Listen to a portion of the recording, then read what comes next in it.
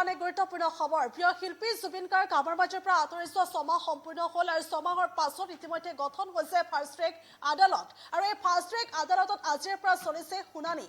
জুবিন গাৰ্গৰ ৰহস্যজনক মৃত্যুৰ হত্যাৰ গোচৰৰ শুনানি চলিছে আৰু এই শুনানি এতিয়াৰে পৰা প্ৰতিটো দিনতে গ্ৰহণ কৰা হ'ব বুলি জানিব পৰা গৈছে ন্যায়াধীশ শৰ্মিলা ভূঞাৰ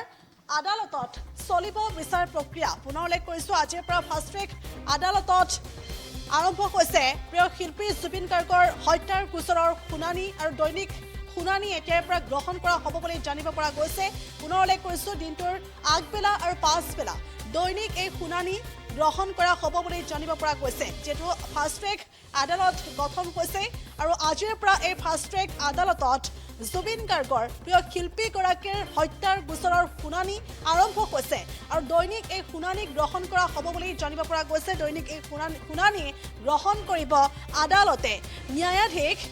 শৰ্মিলা ভূঞাৰ আদালতত দৈনিক চলিব বিচাৰ প্ৰক্ৰিয়া আৰু যেটো প্ৰবল জনমত আছিল আৰু প্ৰবল জনমতৰ বাবে পৰৱৰ্তী সময়ত চৰকাৰে গঠন কৰিছিল ফাষ্ট ট্ৰেক আদালত আৰু এই ফাষ্ট ট্ৰেক আদালতত এতিয়াৰ পৰা প্ৰিয় শিল্পী জুবিন গাৰ্গৰ হত্যাৰ গোচৰৰ ৰহস্যজনক মৃত্যুৰ তদন্ত প্ৰক্ৰিয়া চলিব বুলি জানিব পৰা গৈছে আৰু অতি ক্ষিপ্ৰতাৰে এই সকলো কাম কাজ নিয়াৰিকৈ যাতে এই শুনানি বা এই শুনানি সম্পন্ন হয় ইয়াকে লৈ সকলো আশাবাদীৰ লগতে উল্লেখ কৰিব লাগিব প্ৰিয় শিল্পী জুবিন গাৰ্গ 19 ছেপ্টেম্বৰতে আমাৰ মাজৰ পৰা অতি ৰহস্যজনকভাৱে আঁতৰি গৈছিল আৰু তাৰ পাছৰে পৰা দেখিবলৈ পোৱা গৈছিল যে SIT গঠন কৰিছিল হিমন্ত বিশ্ব শৰ্মা নেতৃত্বাধীন চৰকাৰখনে SIT গঠন কৰিছিল SIT গঠন কৰাৰ পাছত চাৰ্জশ্বিট দাখিল কৰা হৈছিল তাৰ পাছত এতিয়া ফাষ্ট ট্ৰেক আদালতো গঠন কৰা হৈছে আৰু এই ফাষ্ট ট্ৰেক আদালতৰ জৰিয়তে এতিয়া দৈনিক শুনানি চলিব বুলি জানিব পৰা গৈছে দিনটোৰ আগবেলা আৰু পাছবেলা দৈনিক শুনানি চলিব অভিযুক্তক লগতে এই শুনানি চলিব বুলি জানিব পৰা গৈছে আৰু ন্যায়াধীশ শৰ্মিলা ভূঞাৰ আদালতত এই বিচাৰ প্ৰক্ৰিয়া চলিব বুলি ইতিমধ্যে জানিব পৰা গৈছে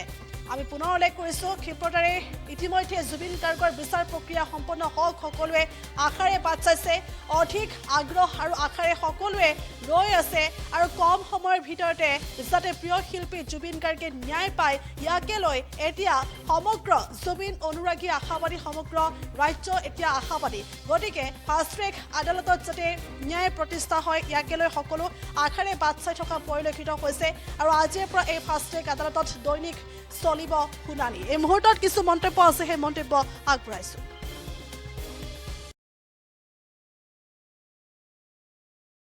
ডিফেন্স লয়াৰেও সময় বিচাৰিছিল তেওঁলোকে যেনেদৰে সদায় বিচাৰে কিন্তু মাননীয় ন্যায়পালিকা আৰু নতুন যিগৰাকী বিচাৰপতি আহিছে তেখেত মহোদয়ে এই কথাটো কৈছে যে এতিয়াৰ পৰা ডে টু ডে যিহেতু হ'ব আগবেলাও হ'ব পিছবেলাও হ'ব সময় তেনেকৈ লৈ পেলাই কৰা হ'ব গতিকে ক্ষিপ্ৰতাৰে আগবাঢ়িব বুলি এটা আমি আশা দেখিছোঁ আৰু সোনকালেই কিবা এটা ভাল সংবিধান আমি পাম বুলি সেয়া আশা কৰিছোঁ কাৰণ আমি সকলো কথা খুব বিশ্বাসেৰে আস্থাৰে লৈ আছোঁ আৰু ভাল এটা পজিটিভ মন লৈ সদায় কোৰ্টলৈ আহিছোঁ সেইখিনি সকলোৱে আমি প্ৰাৰ্থনা কৰিছোঁ যে সকলোবোৰ ভাল হওক জুবিনৰ কাৰণে সকলোবোৰ মানে যিটো পাব লাগে তেওঁ সদায় ন্যায্য সেইখিনি তেওঁ পাওক আৰু মানে বিচাৰ প্ৰক্ৰিয়াটো একদম কটকটীয়া হওক ভাল হওক এতিয়া আজি প্ৰথম দিনাখন যিহেতু অমৃতপ্ৰভাৰ সেইখিনি আধৰুৱা হৈ আছিল যোৱাবাৰ এতিয়া আজি সেইখিনি তেওঁ আমাৰ ডিফেন্সে সেইখিনি প্ৰেজেণ্ট কৰিলে তাৰপিছত আৰু যিহেতু নতুনকৈ কোৰ্টখন বহিছে গতিকে আমাৰ যিটো চাৰ্জ হিয়াৰিংখিনি আকৌ এবাৰ কৰিব লগা হ'ব যিটো কামাৰ ছাৰে ইতিমধ্যে কৈছে গতিকে সেইটো আকৌ এবাৰ হ'ব অলপ দুদিন সময় হয়তো আৰু যাব তেনেকৈ কিন্তু অতি ক্ষিপ্ৰতাৰে হ'ব কাইলৈ এতিয়া শ্যামকানু মহন্তৰ আগবেলা 10:30 বজাৰ পৰা আৰু সিদ্ধাৰ্থ শৰ্মাক সময় দিছে 2:30 বজাত তেনেকৈ সময়টো যেনেকৈ মিলি যায় তেনেধৰণে কৰা হ'ব গতিকে সেইখিনি কাইলৈও থাকিব আৰু কাইলৈ এটা ইম্পৰ্টেণ্ট দিন সেইকাৰণে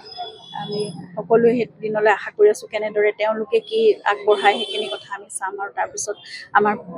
প্ৰজিকিউটৰে সেইখিনি উত্তৰ দিব পিছত গতিকে